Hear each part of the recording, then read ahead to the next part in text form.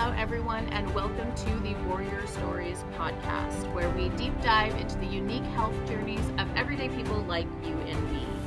Health is so often taken for granted, but it's not the default setting for a lot of us. So that's why we want to inspire people to keep fighting, keep searching for answers, and we want people to know that they're not alone.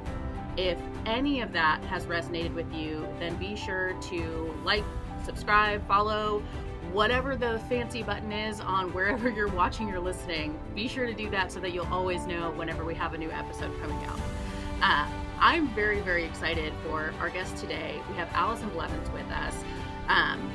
Full disclosure, I know Allison from my actual life. We're not just internet friends. We went to grad school together, and I've known her long enough that it's just been such a privilege getting to watch her work transform over the last several years. So I'm really, really thrilled to have her with us today and to get to share her work with all of you. I typed out a whole big long thing, and I'm not going to read the whole thing, I swear. She is an award-winning queer disabled writer who has lectured at several different universities. She serves as the director of Small Harbor Publishing and as the executive editor at the Museum of Americana. And her work has appeared in such journals as Mid-America Review, the Minnesota Review, Raleigh Review, and Sinister Wisdom. If you haven't guessed by now, she has a seriously long list of publications and prizes. And one of the reasons, there's a huge long list of why I'm excited, but I'm particularly thrilled to have her here because of the way that she writes about her experiences. She writes several different types of creative writing, and she balances things so well. You know, she talks about being a mother, about her diagnosis and management with MS, with queer relationships, with just life and just the being a person. And she balances it so well with just poetry and making it so that it's accessible to everyone. But as I was saying, I have just finished my second reading of her work, Handbook for the Newly Disabled, a lyric memoir. And it is just as beautiful and haunting as I remember. As I was reading it through the first time, it gave me chills. And one, I highly recommend that everybody just go check it out. But it's the kind of book you have to hold in your hands because the form of each poem is just as important as the words. So being able to see it and experience it is very pivotal to the overall experience. And anyone who is disabled or who has a chronic illness, I think will connect with that because it's so important to the overall message of the book. I'm thrilled. I would talk more about it, but I think somebody else said it better. I have a review from Elena Saltz, the editor-in-chief of Blanket Sea Press. It's a very long, beautiful review. Obviously, she loved it. But she finished by saying, "Those of us who have lived chronic pain and illness will find ourselves understanding all too well. Those who haven't will gain new insights into what a disabled life can look like, feel like. Spending time immersed in the world of this book helped me, as a disabled person with chronic pain, feel seen and less alone." And that's the experience. So I'm so excited to have Allison with us. Allison, thank you so much for coming on the podcast. How are you today? I'm good. I'm good. And it's really nice to be here. And I'm so grateful that you asked me. Obviously, my writing lately has just become very focused on chronic illness and disability. I think it'd be probably strange if it didn't. So I will take any opportunity to talk about these things because it's just important. And I'm grateful that you're talking about it. Awesome. Well, and I mentioned it a little bit before. So I've known you before your MS diagnosis, and it really is such a privilege getting to experience your writing before and after, because I feel like yes, there are changes, but it's still you, it's still your voice, it's still your spirit, and it's still all the things that I love about your writing, but seeing the ways that it has evolved for, and I am embarrassed. I haven't really written any creative writing in a while. I do a lot of marketing. I do a lot of ad stuff, a lot of copy. Um, but it reminded me why I went to school for creative writing. It Mhm. reminded me why like this is important, why sharing our stories is important, why sharing our experiences is important. Um, and so when we started putting this podcast together, I was like, I got to reach out to Allison. This is this is going to be perfect. So I I think that creative writing is good for, in a lot of ways. I call it therapy, and it's good for writing trauma. It's good for writing through pain, right? To get out what needs to be gotten out. And I was doing that before my diagnosis. So I was writing about motherhood. I was writing about relationships. I was writing about childbirth, but when I got sick, all of a sudden, I think that writing took on. Um, so it was just something different happened because I always felt like I had to write, like it was essential to my health and well being, but it became like if I didn't do it now, then I simply wasn't even going to move forward. Like the next day wasn't even going to be possible. And so maybe an urgency that I thought I had before I got sick, then I was like, no, this is actually what urgency feels like, to create and to get onto the page something that if I don't get it on the page is going to maybe explode and become unmanageable. well, I feel like I really like that you talk about that sense of urgency because I feel like anyone who is newly diagnosed with someone or who has undergone any sort of traumatic injury and is, now dealing with, possibly a disability or just a new way of functioning, there is this feeling of, I have to do all these things now, Mm, or if I can't do them now, what if I'm not able to do them later, or I can't even do some of those things now. So I feel like that sense of urgency is something that a lot of people can really connect with and understand. yeah. You'll find moments of that urgency absolutely reflected in all of my books now, because uh, and so in the book you were talking about, Handbook for the Newly Disabled, there's these sections that say, with photo I illustrations, love those. and there's no photo. There's only, the accessibility note, the explanation of what would be in the photo. And in a lot of ways, I just thought it'd be funny at first. I was like, dang those, I don't know if I can swear, but those able-bodied people, they don't know what it's like to have to read an accessibility note or use an accessibility tool. Like they just don't know what it's like. And haha, I'm gonna get one over on them, to make them sort of feel what it feels like. But then it became, the longer I was trying to process being ill, it became like I did really start to feel all of that, urgency really tumbling onto me. And it became, what happens to my writing when I can't see. I have tremors in my hands and my fingers, and a lot of times my like finger will just type the wrong key. So what happens when I switch over to voice typing? And so, on top of being a parent and all of those concerns that every concern you have as a disabled person, um, a lot of thoughts about like, how do I continue writing or being an artist, as my disability progresses, sneaks into my writing. I I'm so glad you brought up the little image, and I swear for our audience members who are not poets, who are not big readers, we will talk about other things. Yes. But just the form and the way that you did, play with those accessibility notes. And so any of our audience members who have had to use accessibility tools, who have had to use any sort of tool just to function a little easier in a very ableist world, Yeah. um, you're gonna freaking love this book. You're gonna get so much out of it. And there's one in particular.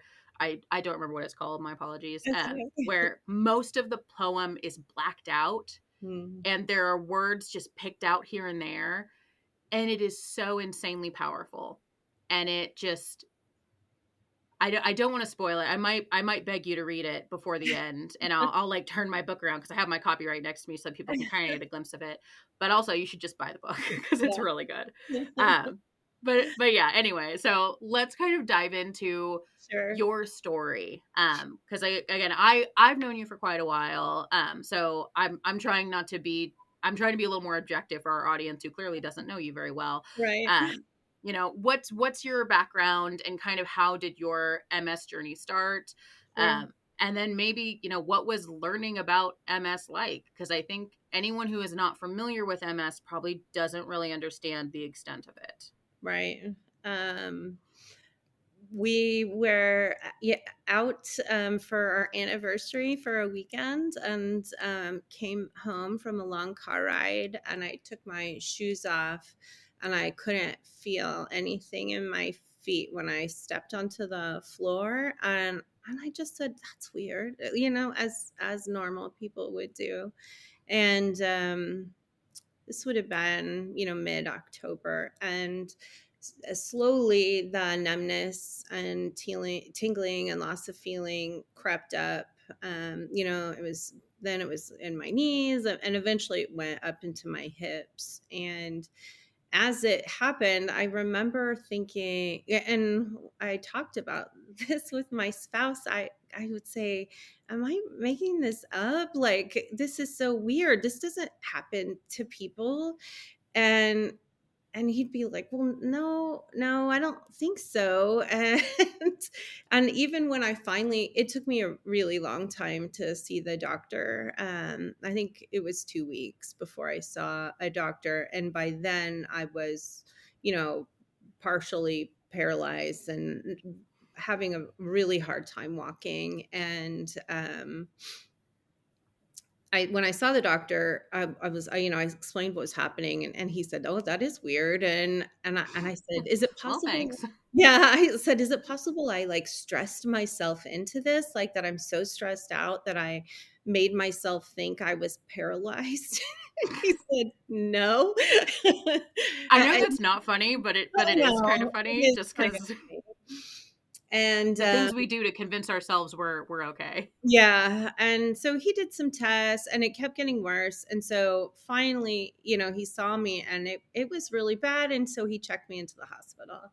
And I, waited and waited and waited. And finally, a neurologist came and said, "You probably pinched a nerve in your back.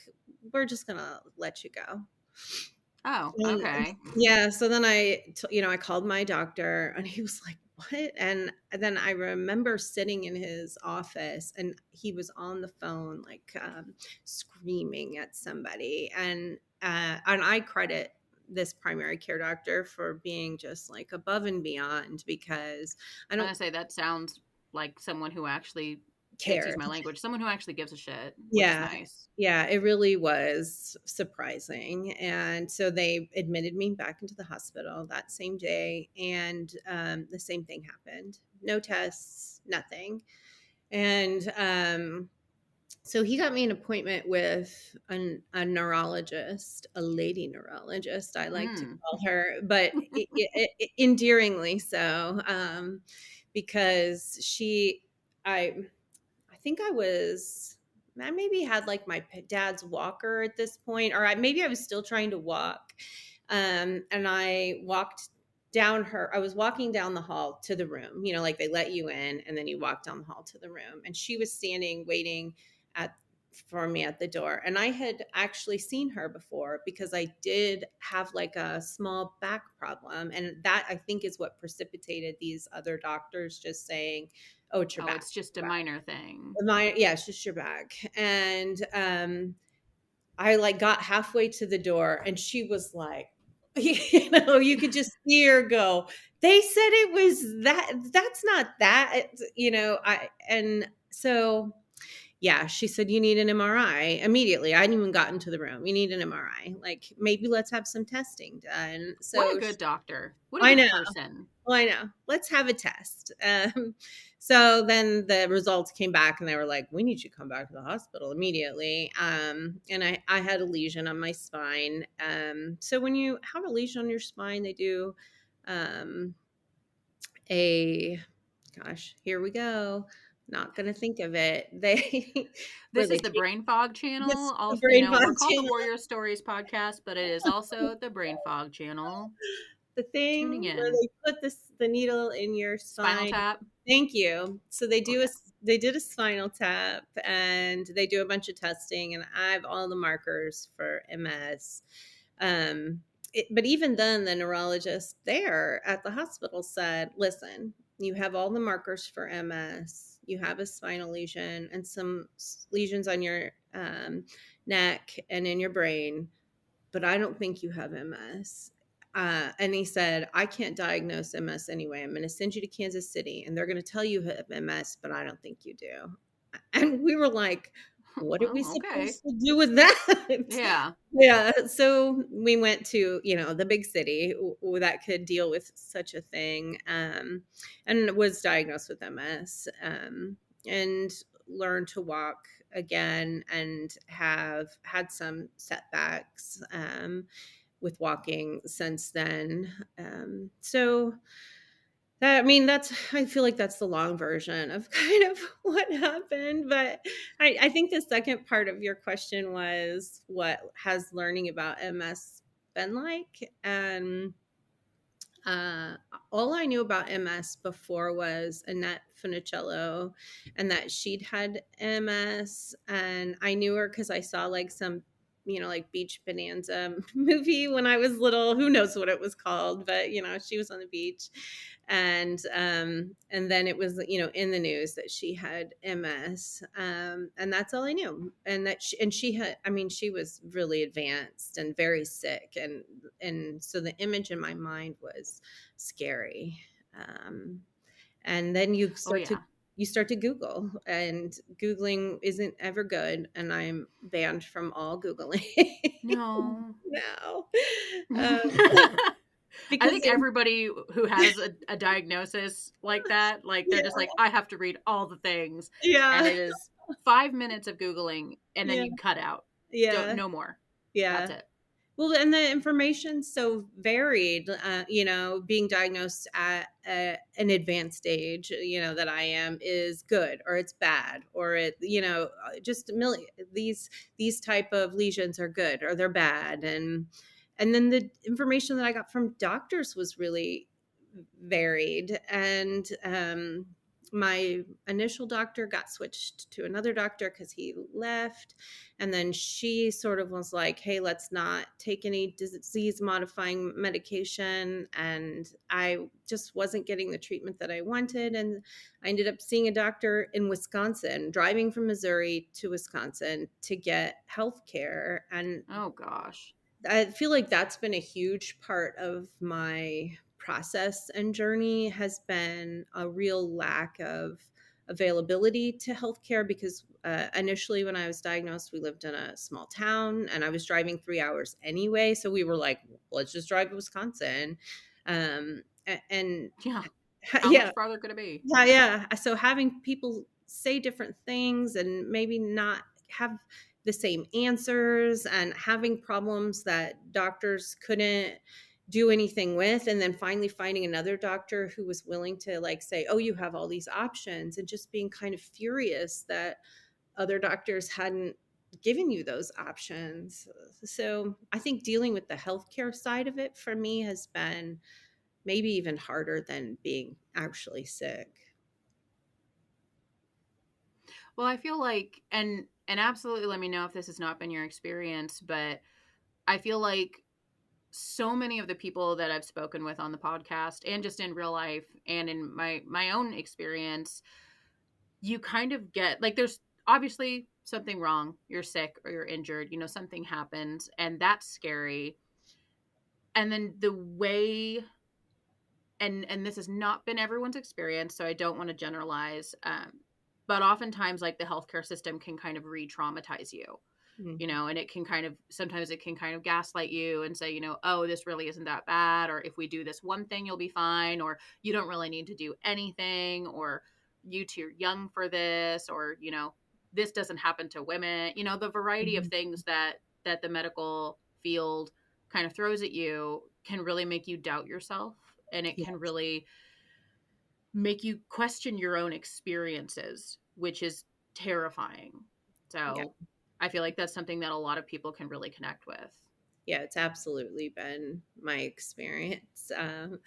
This happened. I initially, got sick in October, and we had people over for Halloween and went trick or treating, and I didn't make it far because I could barely walk and was partially paralyzed.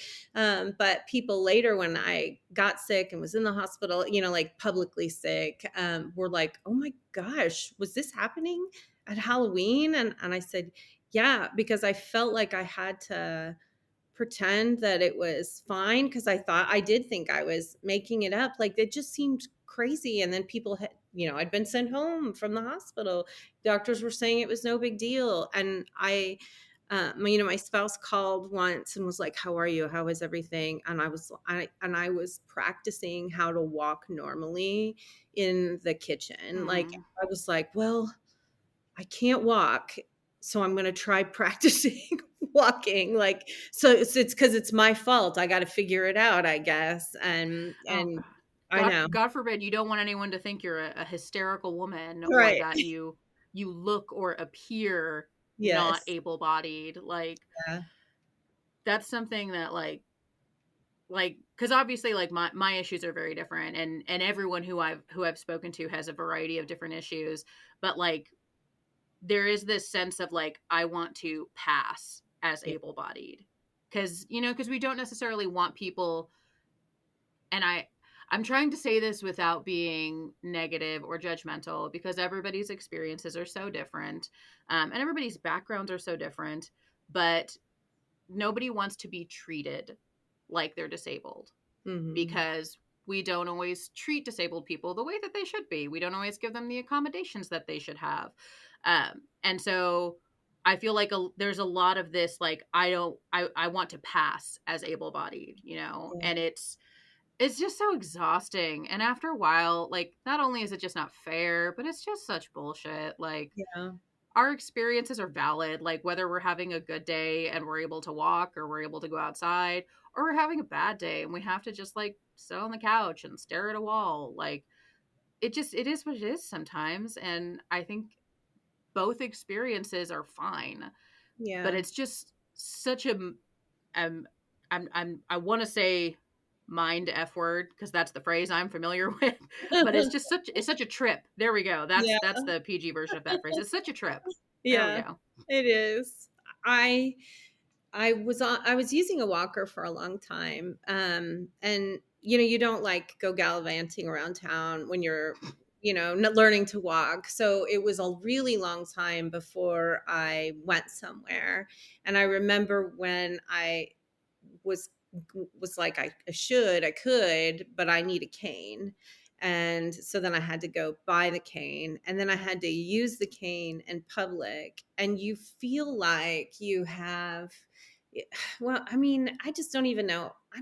Everybody who who's had this experience knows exactly what I'm talking about. It feels like everybody's looking at you, but Oh but God, yes. also, nobody sees you. It's such a weird thing, that to feel simultaneously like everybody's looking at you, but also nobody sees, like, what's actually wrong, and because the cane does not explain the level of, pain and problem and trauma that I'm experiencing. So that part is so strange, and having to learn it, because we get no training in how to be, othered, and even, women and people of color and queer folks who have been systematically othered their whole lives, and their whole experiences.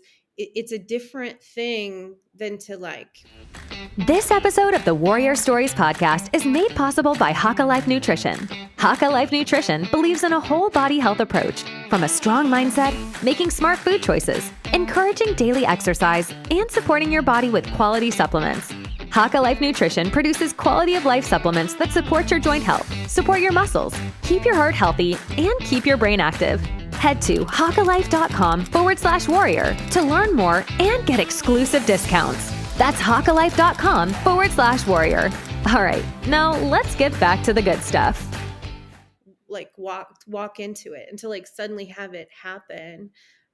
My writing partner, Josh Davis, is also disabled, but has been his whole life, has been dealing with, walking differently, needing a mobility aid his whole life.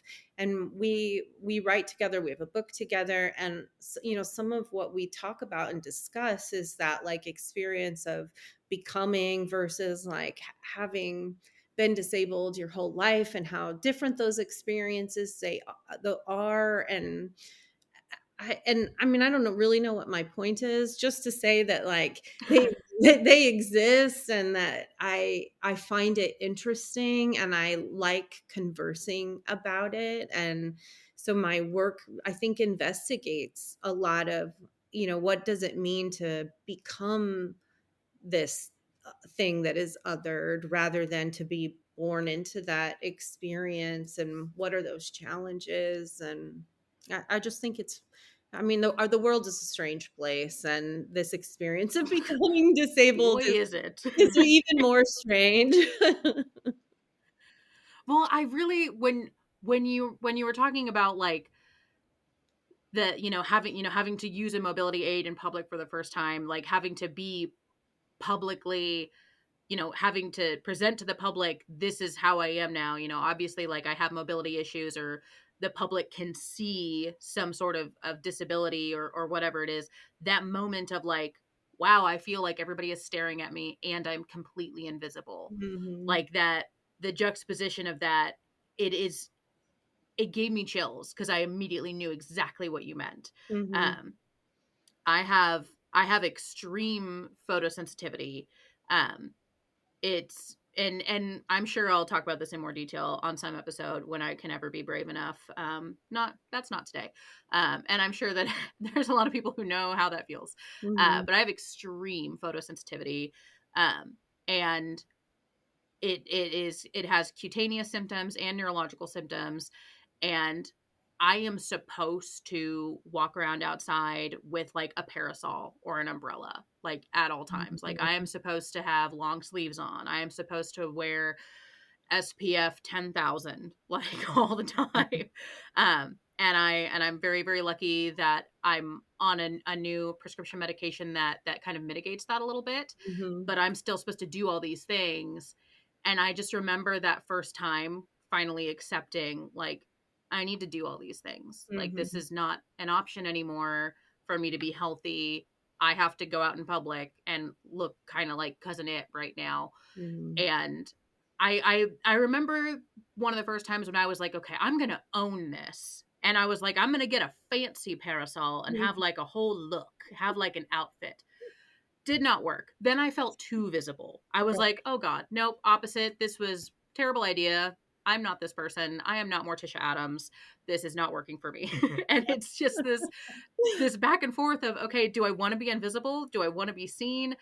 And both of those things are so important. Yeah. And sometimes you want to disappear into the background, and other times you want to shake people and say, like, my experiences matter. This is really happening to me, and it happens to a lot of people. So ignoring me is a problem, not just for me and you, but for a much wider community. Right. So I just, when you talked about that, I was like, oh, that's cutting deep over here. Absolutely. Yeah.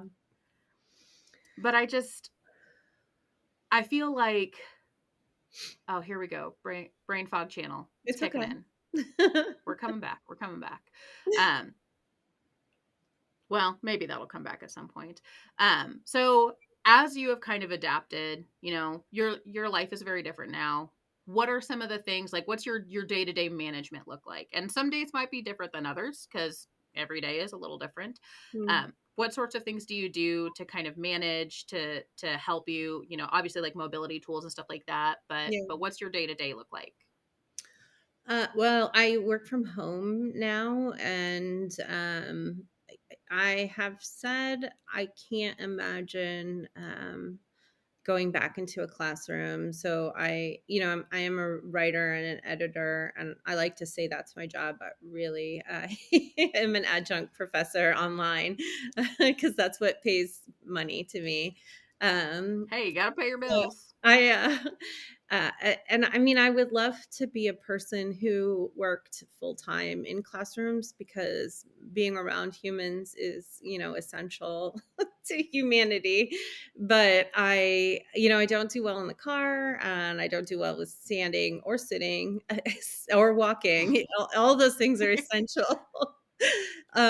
So it seems like it's not going to happen, but who knows? So I work from home, and that I think is really isolating.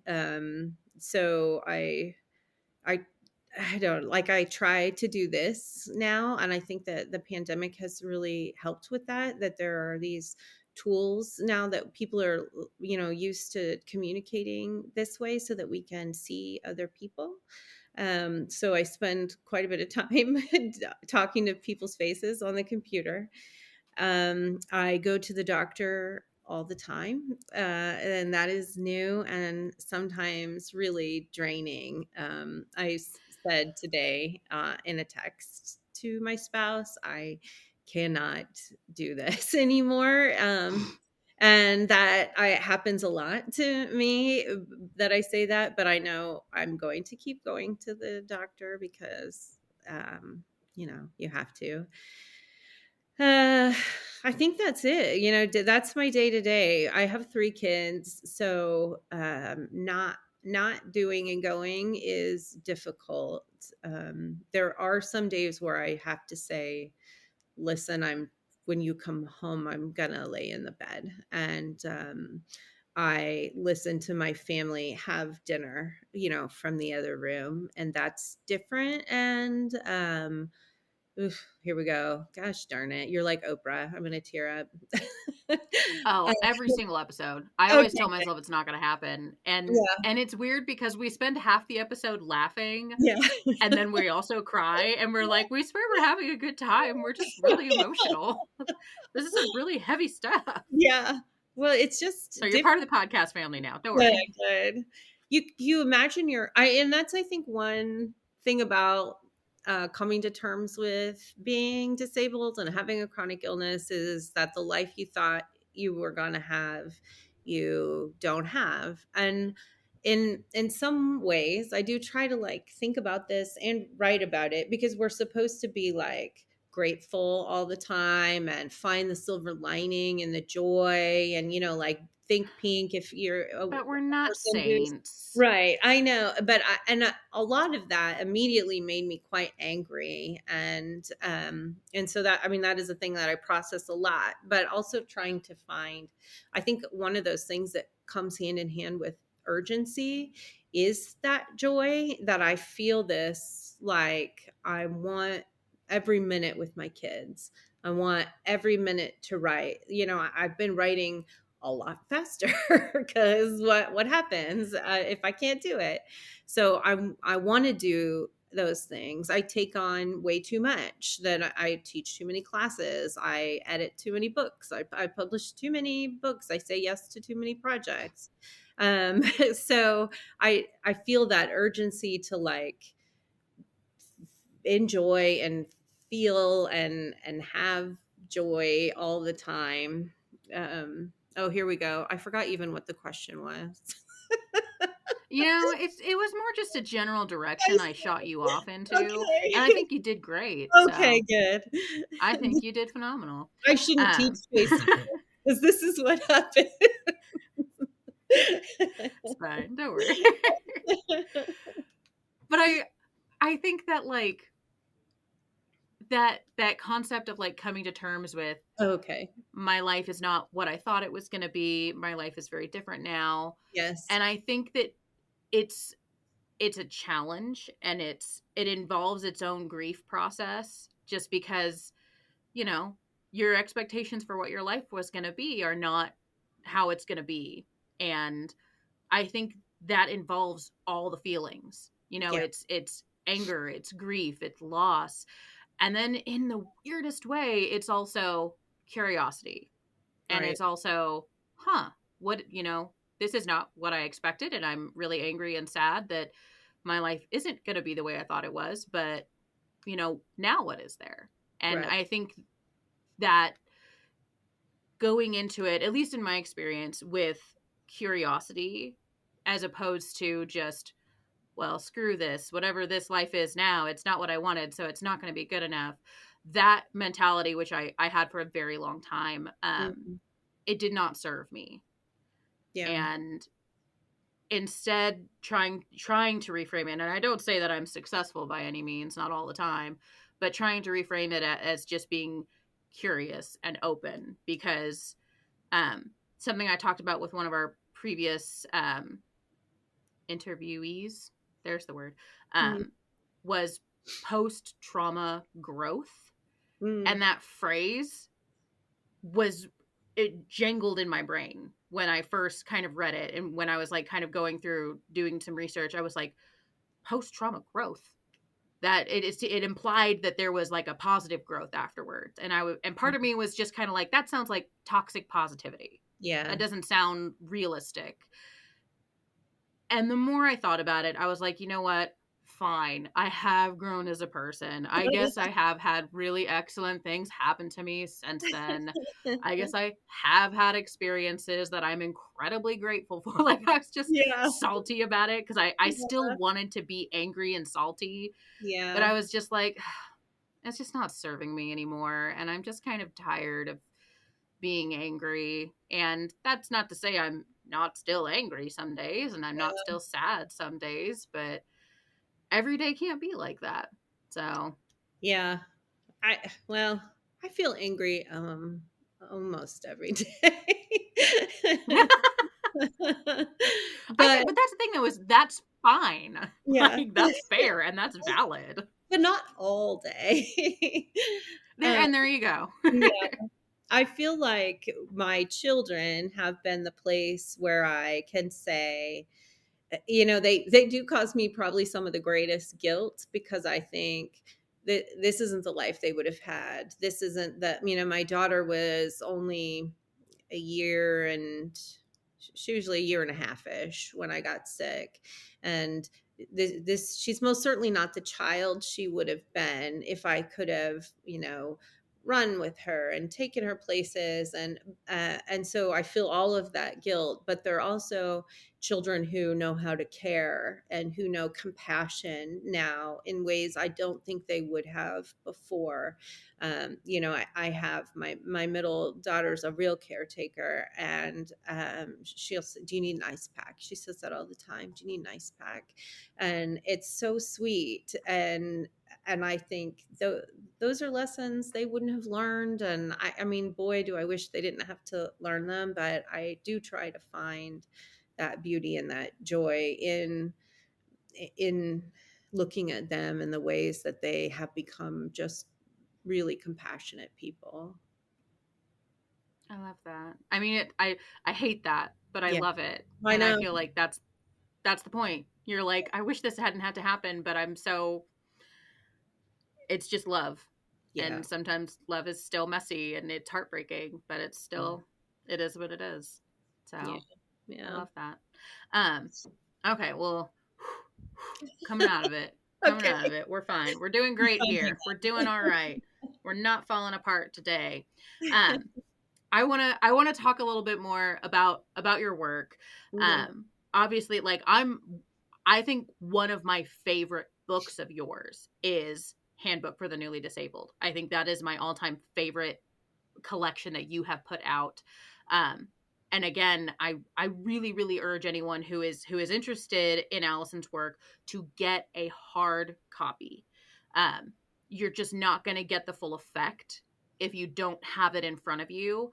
and it's a work of art. Like it's not just about the words, it's about the way they look on the page, it's about the way your eyes move across the page as you're reading things. And I can't say enough good things. And you have another book coming out very, very soon, because I believe this will be, people will be reading, uh, watching or listening to this in April, I believe. So you should have a new book coming out, I believe. Can you tell us a little bit about that? Yes, the book is Cataloging Pain, and Yes Books is the publisher. It will release on April 13th, but it is available for pre-order now. I so at some points I have described the books as like walking through the stages of grief. There's a really incredible poet, Joan Kwan Glass, and her book is sort of organized like that. Night Swim, I and after reading it, I thought, oh, that maybe that's what I'm doing with my books. And so this book, Cataloging Pain, I think is kind of the like it's sort of the like the processing sad maybe book, and I think of Handbook for the Newly Disabled as kind of the angry book, and I did write it. I get that. Yeah, I did write it after, and it just happened to come out before this book is coming out. So but I don't really know. These are just things that writers in their spare thinking time try to like figure out. We Um, try to make sense of our yeah, work so that other people might understand it, yeah. hopefully. But so what it does is juxtapose my diagnosis with MS with my spouse's gender transition.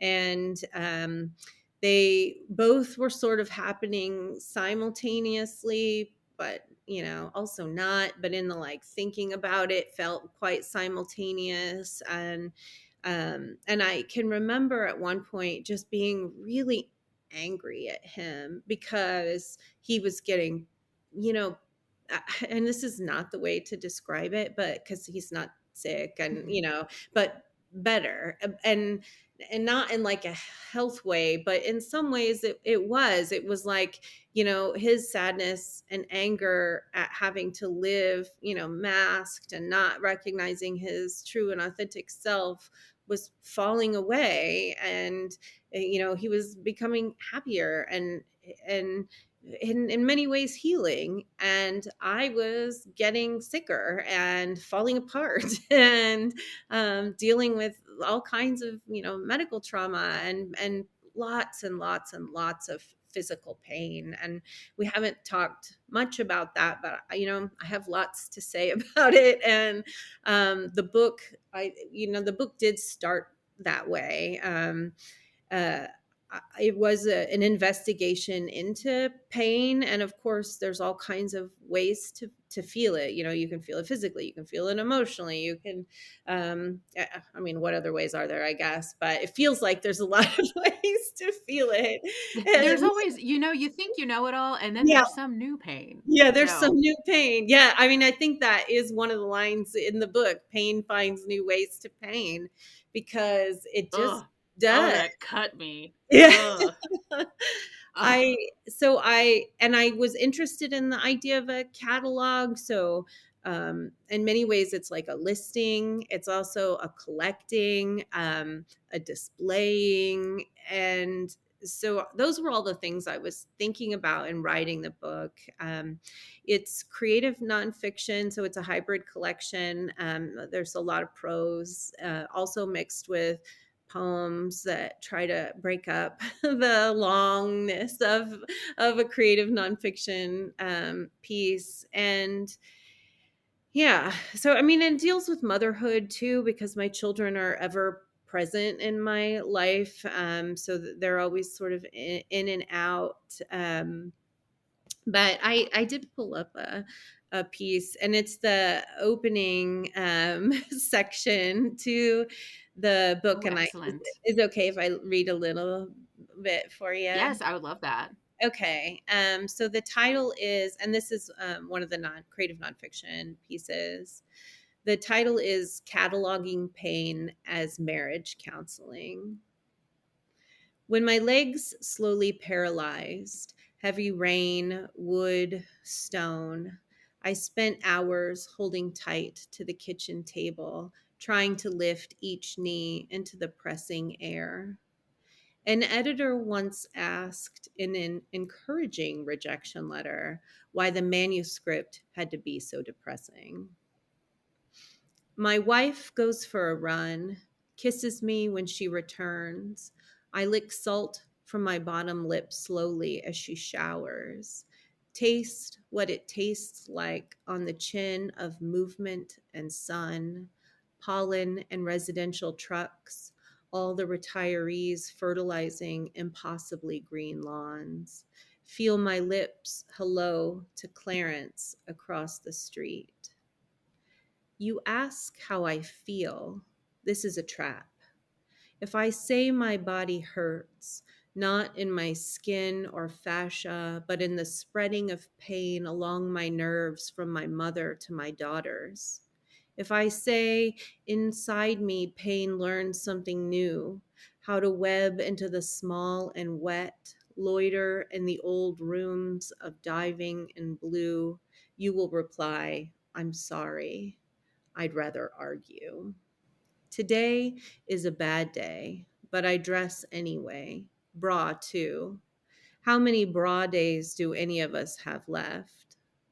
The children ring around in the trampoline. One person in my online support group loses whole days, makes love and doesn't remember. What makes me Allison if it isn't walking or touching or these words and my memory of writing them? In the closet, we embrace. I'm hanging clothes, half asleep, flushing and chilled from drugs. I try to print the softness of the backs of your arms into my brain as they move against my forearms wrapped around you. The smell of your breath drifts into my open mouth, pressed tightly to your neck. Thursday afternoon in August. I'm standing after a fall. I will describe another day to my neurologist. Today, there was blood. I'm going to skip a little bit. Skipping. My wife says the word flushing is dainty, as if I'm corseted with the vapors. Do I feel hot when you touch me? She is holding ice packs to my face and chest. No. Earlier, I tried to explain the opposite of hunger, but didn't mean full. I'm down 11 pounds. Flushing feels like fire. No, that isn't right. My veins are trying to escape from my pores. I've been conscripted into an army of the unwell. We didn't know how pain waited beneath the surface of date night, lake weekends, weeknight prayers over chicken and rice. This is pain so green and real, you suddenly feel so alive. Not even birth makes a body this alive. That's that. That was absolutely beautiful. Thank you so much for reading that. Yeah. To any of our audience who is just listening, I highly recommend you go to the YouTube channel and watch it. Oh, no. Just because I can't stop my face from reacting. So I'm sure, I know there were a couple times that I made a face, and it wasn't a bad face. I don't know, I can't see my face, but I don't think it was a bad face. But I'm sure it's entertaining to watch me listen to poetry. It doesn't sound like it would be entertaining.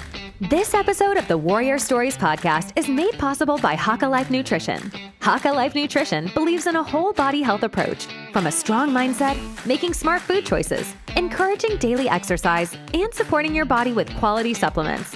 Haka Life Nutrition produces quality of life supplements that support your joint health, support your muscles, keep your heart healthy, and keep your brain active. Head to hakalife.com/warrior to learn more and get exclusive discounts. That's hakalife.com/warrior. All right, now let's get back to the good stuff. Thank you so much. Oh my gosh, that was absolutely beautiful. Thank That you. that was so lovely. I Thank think, you. Thank you so much for oh oh, yeah. I think pain is such a important part of the being chronically ill or disabled experience, and it's something because of, like the war on opioids and the like toxic positivity that I feel like we're not supposed to talk about it. And if somebody says, how are you feeling, we're so conditioned to be like, okay. And if I said every time, I'm in an 8, I feel terrible, I could barely get out of bed, yeah. sorry about that, then people wouldn't want to interact with you. And so I feel like we're not supposed to talk about it, and it was a really difficult thing for me until I read. There's a book called Pain Woman Takes Your Keys, and it's a book of essays, and it's by Sonia Huber. And I stole a little quote from her book, and it's at the beginning of my book, because you know how writers are. We start, I have to read this. I have to read about this. So I was finding, disability visibility, like all of the books that there were to read. And finally I found hers, and I started reading. And what happened was I started sobbing, just sobbing, because I was like, this is it. This is how I feel. And so I said, like, you have to read this to everyone. If you want to know how I feel, this is it. And it felt so validating to finally have in my hands somebody talking about this experience of having pain, and not just, ow, my toe hurts, but like the kind of pain that if other people experienced it would be like, I have a serious problem, I have to go to the hospital. Here we are Something's terribly walking wrong. around like it's no big I need to deal. go to a doctor and Yeah, have I them need minimize help this right now. quickly. And so when I finally found that, I knew, like, I have to write about this, because pain really is at the heart of um, a lot of what I've been dealing with and trying to reckon with. And that's what was poured into this book. And I think, at one point my husband said to me, have you ever thought that maybe nobody can fix it because there's nothing to be done? And I think that's in this book. And I was like, I wanted to murder him, but I, because he wants me to cope. And I think doctors want you to cope. And I couldn't cope. I just couldn't do it. And now I think finally, with this book being done, I have learned to cope, maybe. Maybe tomorrow I won't be coping. But Maybe just little bits here and there. And that's here and fine. there, because I feel like if people can just read, like, how much pain I'm in, and if somebody else reads it and is like, yes, thank you for for saying how I feel, like I did with Pain Woman Takes Your Keys, that it just felt like such an unbelievable experience to read on the page everything I needed to read, and to be able to say to somebody, please read this book, because it means so much to me, her book. And so I also, everybody should buy her book too. Because That's it's a my, good answer when you're just yeah, like, read my book, but also read this other book. yeah, also read this other book, because it really, in a lot of ways, her book, I think, saved me too. There's so many people in this journey I could say, oh, they saved me, and her book did. That's awesome. Okay. I'm going to try and this has been a journey, this episode. This Yes. has been so much more than what I hoped it would be, and it's just gone in so many different directions So that I good. anticipated, and I'm just so thrilled that you could be with us today. And I hope that our audience has gotten so much out of this, because I know that I have. I have two final questions for you, and then I swear we'll wrap up someday. um, after going through everything you've gone through, you've dealt with a lot of stuff. And you're at a different place today than you were when you originally started your journey. How does it feel to be where you are today? Uh, um, I think I'm in a different place today than I even was yesterday, or this morning. That's fair. Yeah. That's fair. And I think, how it feels today is that it feels slightly more manageable than at the beginning. And that's a good thing. But I think I felt like I think when I first got diagnosed, I thought I'm going to get through this. Like there's another side to it, or like there is a way to cope, or there is some solution, because we really like solutions in our culture.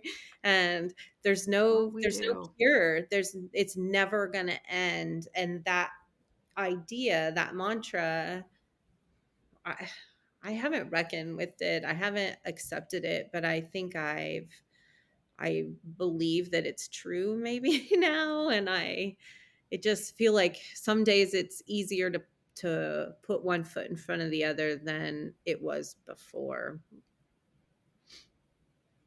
I mean, that's good though. Yeah, Like, it is. and some days I feel like it's easier than others, and that's okay. And Mhm. some days I feel like I'm walking backwards. Yeah, And, you know, whatever keeps us moving in whatever direction. right. That's Absolutely. that's what matters. And then last question, what would you say to someone who is perhaps newly diagnosed with MS? I don't know. Even though I write about it, yeah, I write about it. I suddenly, when you ask the question, I feel like I have nothing to say, but I